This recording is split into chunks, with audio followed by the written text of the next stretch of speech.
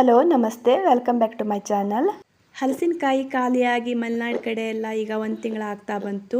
ಬೇಸಿಗೆಯಲ್ಲಿ ಮಾಡಿಟ್ಕೊಂಡಂತಹ ಹಪ್ಪಳ ಚಿಪ್ಸ್ಗಳನ್ನು ನಾವು ವರ್ಷ ಪೂರ್ತಿ ಯೂಸ್ ಮಾಡ್ಬೋದು.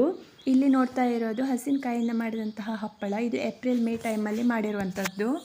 ಈ ಹಪ್ಪಳಗಳಿಗೆ ಗಾಳಿ ಹೋಗದ ಹಾಗೆ ಪ್ಯಾಕಿಂಗ್ ಅಥವಾ ನಾವು ಡ್ರಮ್ಗಳಲ್ಲಿ ಇದನ್ನು ಹಾಕಿಟ್ರೆ ವರ್ಷ ಪೂರ್ತಿ ಚೆನ್ನಾಗಿರ್ತದೆ. ಈ ಹಪ್ಪಳದ ಮೇಲೆ ಅಚ್ಚನ್ನ ಕಾಣ್ತಿದ್ದೇವಲ್ಲ, ಅದು ಬಾಳೆ ಎಲೆಯ ಅಚ್ಚು.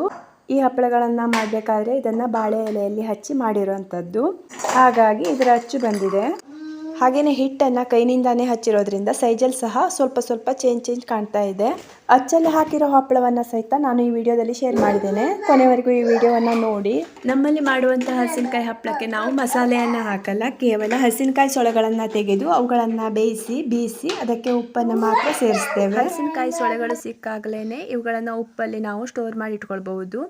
ಹೀಗೆ ಮಾಡಿಟ್ಕೊಂಡಂತಹ ಸೊಳೆಯನ್ನು ನಾವು ಹಪ್ಪಳವನ್ನು ಯಾವಾಗ ಬೇಕಾದರೂ ಮಾಡ್ಕೊಳ್ಬಹುದು. ಆದರೆ ಹಲಸಿನಕಾಯಿ ಫ್ರೆಶ್ ಹಪ್ಪಳದ ಥರ ಆಗಲ್ಲ. ಇಲ್ಲಿರುವಂತಹದ್ದು ಒಂದೇ ಸೈಜಿನ ಹಪ್ಪಳ, ಅಚ್ಚಲ್ಲಿ ಹಾಕಿ ಮಾಡಿದ್ದು. ಹಾಗೇನೆ ಇವನ್ನು ಪ್ಲಾಸ್ಟಿಕ್ ಮೇಲೆ ಹಚ್ಚಿರುವಂತಹ ಹಪ್ಪಳ, ಬಾಳೆ ಎಲೆಯ ಅಚ್ಚುಗಳು ಇದರ ಮೇಲೆ ಇಲ್ಲ. ನಾನು ಹಾಕಿರುವಂತಹ ಪಾರ್ಸಲ್ ಫೋಟೋಗಳನ್ನು ನೋಡಿ ತುಂಬ ಜನರು ಕೇಳ್ತಾ ಇದ್ರು, ಇದರೊಳಗೆ ಏನಿದೆ ಏನನ್ನ ಸೇಲ್ ಮಾಡ್ತೀರಾ ನೀವು ಅಂತ ಕೇಳ್ತಾ ಇದ್ರು. ಹಾಗಾಗಿ ನಾನು ಈ ವಿಡಿಯೋನ ಶೇರ್ ಮಾಡಿದ್ದೇನೆ. ಇಲ್ಲಿ ನೋಡ್ತಾ ಇರುವ ಹಾಗೆ ನಾವು 25 ಹಪ್ಪಳದ್ದು ಒಂದೊಂದು ಪ್ಯಾಕನ್ನು ಮಾಡ್ತೇವೆ. ನಿಮಗೂ ಸಹ ಹಲಸಿನಕಾಯಿಯಿಂದ ಮಾಡಿರುವಂತಹ ರುಚಿಕರವಾದಂತಹ ಹಪ್ಪಳ ಬೇಕಂತಂದರೆ ಈ ಕೆಳಗಿನ ನಂಬರಿಗೆ ಕಾಲ್ ಮಾಡಿ. ಬಾಯ್.